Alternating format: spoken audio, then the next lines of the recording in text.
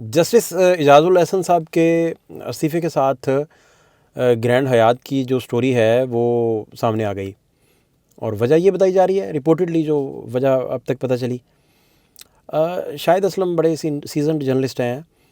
वो ग्रैंड हयात की सारी फ़ाइल वो लेकर जर्नलिज़म के जो इदारे हैं उनमें घुमा करते थे। और शाहिद असलम ने जब इस पे स्टोरी की, सबसे पहले स्टोरी उन्होंने की इस पे, और ये बात मैं कर रहा हूँ आपसे 2018 की, और 17 में उनके पास चीज़ें सारी मौजूद थी, उससे पहले भी मौजूद थी। तो FIR 17 में चूँकि हुई, तो शाहिद असलम जब ये स्टोरी की तो एक मिनिस्टर बड़े पावरफुल, PDM के मिनिस्टर, ये दोबारा जब उन्होंने की, PDM के एक बड़े पावरफुल मिनिस्टर थे, नून से उनका ताल्लुक़ था और मरीम साहिबा के बहुत करीब हैं, और वो नवाज शरीफ के भी बहुत करीब हैं और शहबाज शरीफ के भी करीब हैं, यानी कि सारे पूरे जो सबके वो करीब हैं और बड़े प्रोमिनेंट फिगर हैं, बड़े वोकल हैं। तो उन्होंने शाहिद असलम से रब्ता भी किया और उन्होंने कहा कि ये बड़ी अहम बात है, तो हम इसे टेकअप करते हैं, तो हम इसे सुप्रीम जुडिशल काउंसिल तक लेके जाएंगे और ये वो। तो शाहिद असलम ने बड़े कैजुअली उस कॉल को रिसीव किया और कहा कि ठीक है, आप गवर्नमेंट हैं, आपको जो करना है आप कीजिए, मेरा काम तो रिपोर्ट करना था। इन्हीं लफ्ज़ों में कोट अनकोट शाहिद असलम ने बता दिया। तो उसके कुछ दिन बाद ही सुप्रीम कोर्ट के बाहर PDM का कोई एहतजाज वगैरह था, तो मरीम साहिबा ने ग्रैंड हयात की बिल्डिंग की तरफ इशारा करके तो बात भी की। तो ये कहानी यहाँ से शुरू होती नहीं है, ये कहानी शुरू होती है FIR से, FIA की FIR से, और ये कहानी ख़त्म होती है कि जो DG हैं FIA के उस दौर के, बशीर मेमन साहब, वो ही अपने FIA की FIR से दस्तबरदारी का ऐलान कर देते हैं। और एक डॉक्यूमेंट मेरे सामने है, टेलीविज़न स्क्रीन पे आपको भी हम दिखा सकेंगे कि सारी की सारी FIR है। FIR के मतन को एक कॉलम में लिखा गया है और आगे एक कॉलम है जिसके आगे सिर्फ ड्रॉप्ड कि इस एलिगेशन से भी हम दस्तबरदारी का ऐलान करते हैं, इस एलिगेशन से भी दस्तबरदारी का ऐलान करते हैं। और ये कमेटी कौन बना रहा है? बशीर मेमन साहब की। मेरे बशीर मेमन साहब से आज बात हुई, उन्होंने अपने रवायती अंदाज में हेलो बोला, मुस्कुराए, वो कहते हैं मैं बिज़ी हूँ, वोटर्स के दरमियान फंसा हुआ हूँ, तो रात को बात करेंगे, शाम में बात करेंगे। तो मैं इंतज़ार करूँगा कि उनका पॉइंट ऑफ व्यू क्या आता है इसमें। तो जब भी जो ही मेरी उनसे बात हो सकेगी तो फिर मैं वाज़ेह अंदाज में बता सकूँगा कि ये हुआ क्या। फिर इतनी तगड़ी FIR और ग्रैंड हयात के सारे मामले को अपना ही DG और ये कमेटी इमरान खान बना रहे हैं, और जो FIA के अहम तरीन इसमें करते धरते थे, उन्होंने कुछ चीज़ें भी शेयर की, वो बड़ी अजीबोगरीब चीज़ें हैं। 2.5 साल तक तकरीबन FIA ने इस पर अपना टाइम लगाया था और बड़े ब्रिलियंट ऑफिसर लगाए थे। मुझे अच्छे से याद है कि कुछ करीबी FIA के जो ज़राए थे उनसे बात जब हुई तो उन्होंने कहा कि डॉक्टर उस्मान डायरेक्टर थे उन दिनों इधर पंजाब के FIA के, तो वो भी बड़े ग्रैंड हयात से इस फैसले के बाद जब बशीर मेमन साहब ने विड्रॉ किया, इमरान खान की सरबराही में जो कमेटी बनी थी, अटॉर्नी जनरल की सरबराही में कमेटी बनी थी, चेयरमैन CDA उसका हिस्सा थे, DG FIA उसका हिस्सा थे, और captain Shoaib additional director FIA जो थे, उन्होंने वो रिपोर्ट बनाई और हर चीज़ को ड्रॉप लिख के, वो आपको मैं सारा पहले FIR सुनाता हूँ, फिर उसके बाद आपको बताते हैं कि कहाँ कहाँ FIA ने सारा काम किया। और उसके बाद फिर वो तो अब सारा ये रिपोर्ट भी हुआ था कि CDA के जो वकील हैं उन्होंने इजाज़ुल एहसन साहब पे नुक्ता उठाया था और उन्होंने कहा था कि आप तो जो मरकज़ी किरदार हैं ग्रैंड हयात के, जिन पर चीटिंग एट लार्ज का ये सारा आया है इल्ज़ाम, आप उनके वकील रहे हैं, तो आप इसे कैसे सुन सकते हैं। तो साकिब निसार साहब ने कहा था कि नहीं, यहाँ आपको इंसाफ मिलेगा, ऐसा कोई मामला नहीं है। तो ये चीज़ें भी रिपोर्ट हो चुकी हैं। अब आपको बताते हैं बेसिकली इसमें जो मुल्ज़िमान की तादाद थी, जो जब FIR हुई, FIR में मुल्ज़िमान की तादाद अब्दुल हफीज़ शेख थे उसमें, कामरान लशारी थे उसमें, ब्रिगेडियर नुसरत थे उसमें, ब्रिगेडियर असद मुनीर थे जो सुसाइड कर चुके, और FIA वाले भी इनकी अच्छी रिप्यूट बताते हैं। उन्होंने कहा कि ये मेंबर स्टेट ज़रूर थे लेकिन बकौल उनके FIA ने कहा कि इनकी अच्छी रिप्यूट थी, इस मामले में इनका कोई लेना देना नहीं था। फिर Kamran Qureshi member finance, Shaukat Memant member admin और मोइन काका खेल, इसके अलावा ये मेंबर इंजीनियरिंग थे।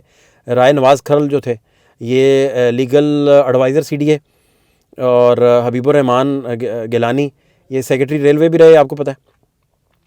और उसके बाद डॉक्टर फैसल अवान, और ये एक वन विंडो ऑपरेशन साहब बना था तो उसके डायरेक्टर थे।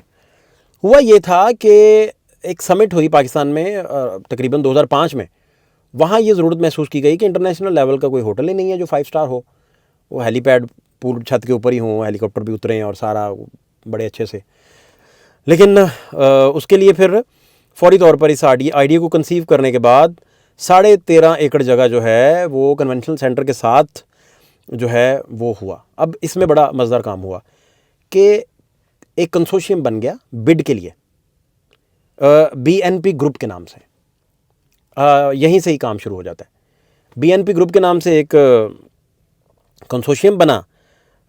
B फॉर बिस्मिल्ला था, बिस्मिल्ला, और इसके ऑनर अब्दुल हफीज़ शेख थे, और bill Nasla international second B उसके लिए आ गया। ये कंसोर्शियम में जिन जिन ग्रुप्स ने हिस्सा लेना था ये वो मैं बता रहा हूँ कि BNP स्टैंड्स फॉर क्या था। अच्छा, बिल नेस्ला इंटरनेशनल आ गई, नियाग्रा आ गई N के लिए, उसके इमरान थे ऑनर, और P फॉर पैरागॉन आ गई, नदीम ज़िया साहब जो नैब को नहीं मिले थे, मफरूर रहे थे, भाग गए थे, पता नहीं किधर गायब हो गए थे नदीम ज़िया साहब, ये पैरागॉन वाले। तो ये सारा कंसोर्शियम बना था स्टार्ट में। जब कंसोर्शियम बन गया ये वाला तो अब्दुल हफीज़ शेख इस कंसोर्शियम को, चूँकि वो अपना बिस्मिल्ला के थे मालिक, तो उनकी एक पुरानी कंपनी भी थी elite home function design private limited के नाम से। अब बिड जीतने के लिए इन्होंने क्या किया, अब हफीज़ शेख साहब के गिर्द कहानी घूमना शुरू हो गई। इन्होंने बिड जीतने के लिए क्या किया, जो FIA की FIR है वो हम पढ़ रहे हैं, उसमें इन्होंने बिड जीतने के लिए क्या किया कि तोकीर ज़िया साहब, जनरल तोकीर ज़िया साहब को डाला बीच में, उनको एक शेयर का मालिक दिखाया, उनको CEO बनाया, और बिड विन करने में उनके बकौल FIA के जो लोग हैं जिन्होंने इसको इन्वेस्टिगेट किया कि उन्होंने बिड विन करने के लिए उनके असर रसूख को इस्तेमाल किया। बिड जो ही विन हुई तो 4 अरब 88 करोड़ जो है वो देना था इस कंसोर्शियम ने, और 99 ईयर्स के लिए लीज़ पर इनको ये बिड मिल गई। 15% सिर्फ इन्होंने डाउन पेमेंट करनी थी, बाकी इंस्टॉलमेंट्स जो हैं वो 15 साल में इन्होंने देनी थी। अच्छा, अब क्या हुआ, अब अब्दुल हफीज़ शेख साहब ने जो elite home function design private limited बनाई थी उसको SECP में जाके रीनेम करवा लिया, और BNP प्राइवेट लिमिटेड के नाम से उसको रीनेम करवा लिया, अपनी ही कंपनी को। बिड किसने जीती है, BNP ग्रुप ने। इन्होंने किसको करवा लिया, BNP, अपनी ही कंपनी को BNP लिमिटेड कर लिया। अब सारे कंसोर्शियम से इनकी चीटिंग शुरू हो गई बकौल FIA के, जो रिपोर्टेड फैक्ट्स हैं उसके मुताबिक, FIR के मुताबिक। अच्छा जी, अब CDA ने प्रोजेक्ट का एक लीज़ एग्रीमेंट होता है, वो जारी करना होता है, फिर लीज़ डीड साइन होती है। तो इन्होंने फैसल अवान, डॉक्टर फैसल अवान के जो FIR में इल्ज़ाम है उसके मुताबिक फैसल अवान साहब से के ज़रिए जो डीड साइन करवानी थी, लीज़ की बजाय डीड साइन करवा ली। अब डीड जो है वो नहीं इस तरह साइन होती। डीड के लिए बड़ा ज़रूरी है कि आपको सबसे पहले इसको आपको फुल पेमेंट करना पड़ती है डीड के लिए, और जब आप फुल पेमेंट कर चुके हों और फुल पेमेंट के बाद आपने कंप्लीशन एक सर्टिफिकेट होता है वो दिखाना होता है। उसके बाद अब लीज़ डीड को जॉइंट इन्होंने सब रजिस्ट्रार के पास रजिस्टर्ड करवाना होता है, वो नहीं, उन्होंने इनकार कर दिया। उन्होंने कहा ये इसके जो हैं वो जो रिक्वायरमेंट्स हैं वो पूरी नहीं हो रही। तो फिर इस पे क्या हुआ कि इन लोगों ने इसको रेंट कंट्रोलर के पास ले जाके तो डीड साइन करवा ली। अब अब्दुल हफीज़ शेख जो हैं उन्होंने इसके टर्म्स एंड कंडीशन में भी तब्दीली कर ली। बैंक गारंटी जो है वो राय नवाज़ खरल जो CDA के लीगल एडवाइज़र थे उनके साथ मिल के कोई काम किया होगा, और वो बैंक गारंटी भी ख़त्म करवा ली। बैंक गारंटी ख़त्म करवाई, और फिर परफॉर्मेंस गारंटी एक होती है, उसमें भी कोई करवा लिया। और सबसे बड़ा, CDA की अप्रूवल के बगैर उन्होंने शिक ऐड करवा ली कि वो कहीं से भी लोन अप्लाई कर सकते हैं। और ये मैं बताता हूँ फिर क्या हुआ, लोन के सिलसिले में क्या हुआ। लेकिन इसमें एक और काम डला, वो ये काम डला कि इन्होंने पहले दिन से होटल बनना था, तो लग्जरी अपार्टमेंट्स बनाना शुरू कर दिया। अब होटल बनना था और सर्विस अपार्टमेंट्स बनने थे। सर्विस अपार्टमेंट्स सेल नहीं हो सकते, आप उन्हें सेल नहीं कर सकते। आप किसी भी बड़े होटल चेन में चले जाएं, तो कोई भी मल्टीनेशनल उसने बुकिंग करवानी है तो 5-6 महीने के लिए बुक करवा सकती है, वो साल के लिए बुक करवा सकती है, बहुत सारे करवाते हैं। वो स्वीट बुक करवा लेते हैं, अपने स्टूडियो टाइप बुक करवा लेते हैं, जो जो चाहिए होता है। प्रेसिडेंशियल एक रूम्स होते हैं, वो बुक करवा लेते हैं। बड़ी उसकी किस्में हैं, मुझे खैर इतनी पता भी नहीं होंगी जितनी किस्में उसमें पाई जाती हैं। तो वो सारी जो हैं वो बेसिकली उन्हें सर्विस अपार्टमेंट्स कहा जाता है।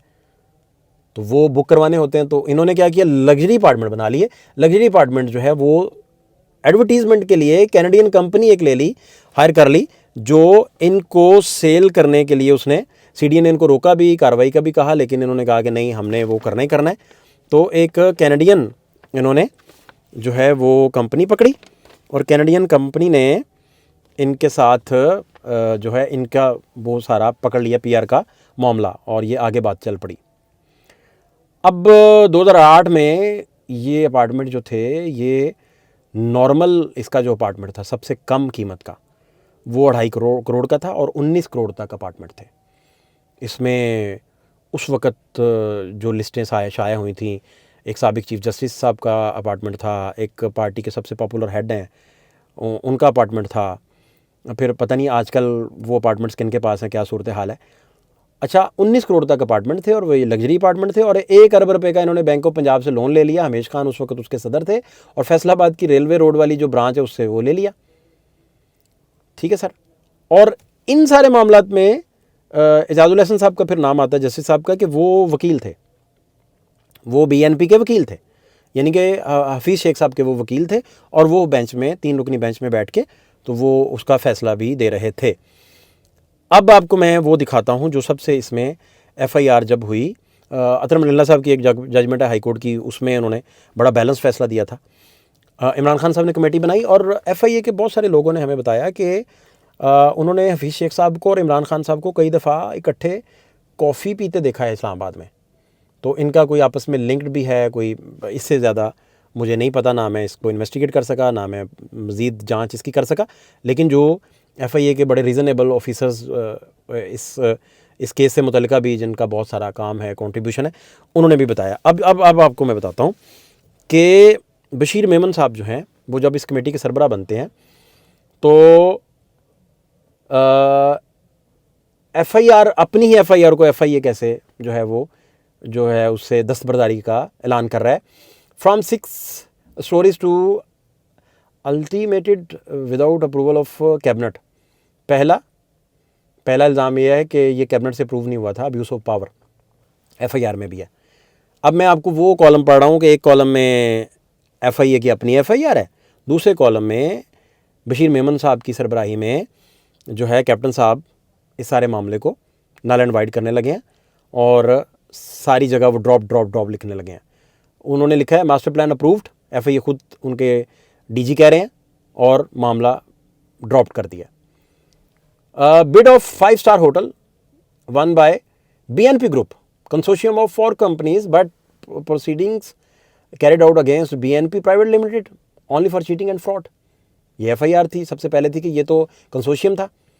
आगे उन्होंने ड्रॉप लिख दिया, और रावलपिंडी बेंच के रावलपिंडी बेंच का, लाहौर हाई कोर्ट के पिंडी बेंच का एक फ़ैसला लिख दिया साथ, और ड्रॉप कर दिया साथ।